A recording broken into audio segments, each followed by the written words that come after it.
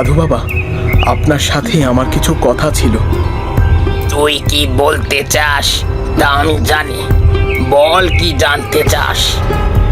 এই আত্মার থেকে মুক্তির কি কোনো উপায় নেই বাবা? এই বিশ্ব ব্রহ্মাণ্ডে সব সমস্যারই সমাধান আছে রে পাগল, কিন্তু এই যে বড় কঠিন কাজ।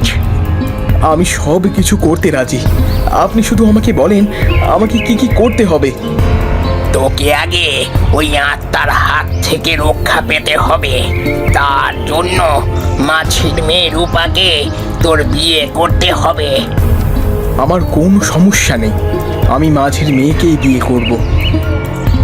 এই নে, এই সুতো হাতে বাঁধবি আর এই রং কাছে রাখবি। সুযোগ পেলেই আত্মার গায়ে এই রং দিয়ে দিতে পারলেই ও চিরতরে হারিয়ে যাবে। কিন্তু তার আগে অবশ্যই রূপাকে বিয়ে করতে হবে, তা না হলে আত্মাটা তোকে ছাড়বে না। প্রীতম সাধুর কথা মতো সুতো আর রং নিয়ে সেখান থেকে চলে যায়।